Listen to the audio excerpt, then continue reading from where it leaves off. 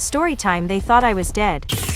I don't know where you were during the height of the pandemic, but I 19 female was in New York City, probably the worst place to be, and I can prove it because what happened to me is something you'll never forget. It was in the middle of lockdown, but I was an essential worker, so I still had to go out, and spoiler alert, I got sick. I ended up in the hospital thinking, that's what you do to get better, right? I was so wrong. Going to the hospital landed me in the worst experience of my life. When I first got to the hospital, everything was chaos. It was so bad my bed was in the hallway of the quarantine section. I was feeling really weak and drained, so I decided to take a nap. I was really uncomfortable with everyone walking by, so I put my sheet over my head and slept. I don't know how much time passed, but I woke up because I was freezing. I still felt really sick and weak, so it took a while for me to realize what going on around me. But when I did, I was horrified. The first thing I noticed was the smell. I can't explain it, but I was immediately sick to my stomach. When I finally opened my eyes, there was nothing but darkness. I was surrounded by silence except for this weird hum that sounded far away. I tried to sit up, but there was something on top of me, and the bed underneath me was lumpy and completely different than what I fell asleep on. I couldn't see anything, so I started to feel around, and I put my hand directly on what felt like someone's face. I tried to scream, but nothing came out, and I thought I might die from how scared I was. The more I felt around, the more parts of bodies I found. There were arms, legs, feet, hands, and everyone was cold. I didn't know what to do, so I just started screaming hello, but no one answered. I managed to get to the top of the massive pile I was under, and I just crawled until I found a wall. I was so tired, but I didn't even care. I started banging on the wall as hard as I could. After banging for what felt like forever, there was a flood of light from the opposite side of where I was. What I saw when my eyes adjusted to the light is still so unbelievable. There were so many bodies. I could see the pale, lifeless faces of the other patients, some eyes and mouths open. I was on the other end of what looked like a tunnel, and I could hear someone calling to me. I closed my eyes and crawled to the sound until I was suddenly falling. When I hit the ground and looked up, I saw the freezer truck I had just been in. The body count was so high in New York City during the pandemic, they started using freezer trucks to store bodies, and I ended up in one. Sometimes I wake up in the middle of the night thinking I'm still laying on bodies.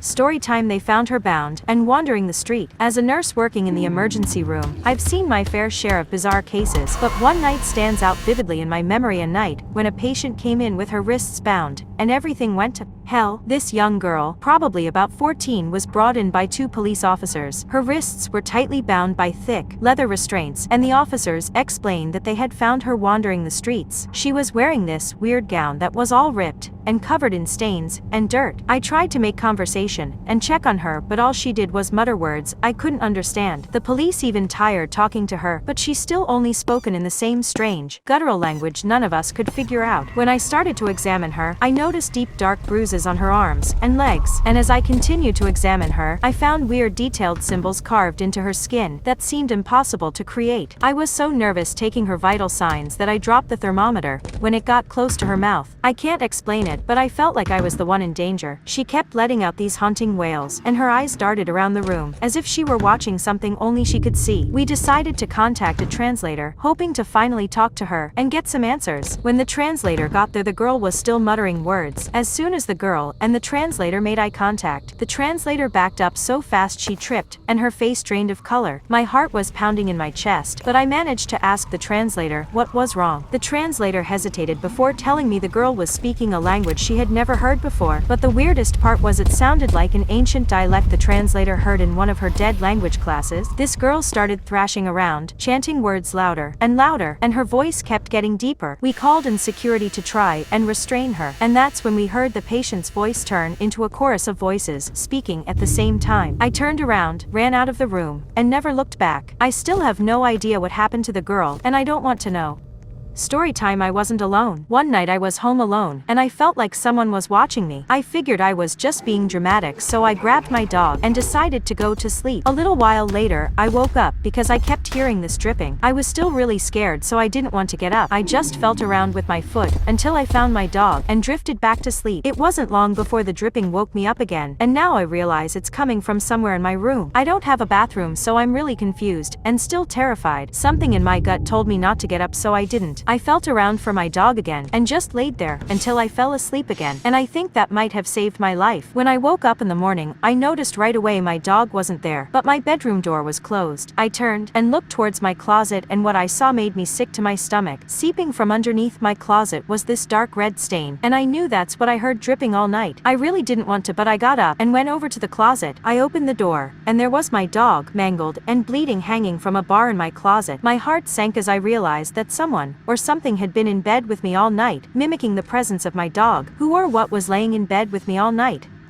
Storytime: don't ever play this Roblox game. My friends and I play Roblox all of the time, and it was all fun and games until we stumbled upon something that would change our lives forever. One evening, my best friend, Jake, messaged me with a link to a random Roblox game. It was some weird title that I can't remember, with no user reviews or ratings. Plus, the game description was a cryptic message that said unlock the secrets if you dare. I thought it would be something like Doors or short creepy stories, and I decided to give it a shot. As soon as I entered the game, I just felt sick. I can't explain it, but all of a sudden I felt lightheaded and nauseous. The game had a crazy realism that surpassed anything I'd seen in Roblox before. That's when I realized the POV was showing my street. Not a Roblox street, but the street I live on in real life. Then 5 words flashed on the screen that scared the crap out of me. I'm coming to find you. My first reaction was to laugh, but as I looked at the screen I realized it was getting closer and closer to my house. I messaged my friend Jake to tell him his pranks sucked, but Jake had no idea what I was talking about. He kept saying he never sent me any game. When I went back to see what the POV was showing, it was inside my house. I knew it was happening live because I could see my school stuff on the counter the way I left it. I just stood there and watched as whatever it was got closer and closer. I still wasn't completely taking it seriously when I saw that whatever it was standing right outside of my door. I stared in disbelief as my doorknob started to turn. I didn't know what else to do, so I grabbed my laptop and shut it down. When I looked up at my door, it was open, but no one was there. I still have no idea who sent me the game or what was coming to find me. Storytime: sleeping in the basement saved my life. I was sleeping over at a friend's house after partying. We were supposed to sleep in the guest room, but I said I was okay sleeping in the basement alone. That decision saved me. I woke up the next morning to an empty house, except a note on the table. When I read it, I froze instantly. The note on the table read, "Don't come upstairs. Call the police. We're hiding." A wave of terror washed over me as I read those words. Without hesitation, I grabbed my phone and dialed 911. My heart was pounding in my chest. The operator assured me that help was on the way and advised me to stay hidden in the basement. As I waited anxiously in the basement, I strained to hear any sounds from above. Minutes felt like hours, and I could hear sirens approaching in the distance. I was really hoping that the police would arrive in time, because I still had no idea what was going on with my friend and her family. Then the sound of heavy footsteps echoed down the basement stairs, and I held my breath, fearing the worst, but I was relieved to see it was the police, armed and ready. Some of the officers swept the house, room by room, and eventually returned to the basement with solemn expressions. No one would tell me what was going on, and they rushed me out of the house immediately. I was taken to a police car, where I waited for my mom to come get me. I sat there waiting, and I was in complete shock when the coroner's van drove up next to me. My mom got there just in time to watch them carry out the first body bag.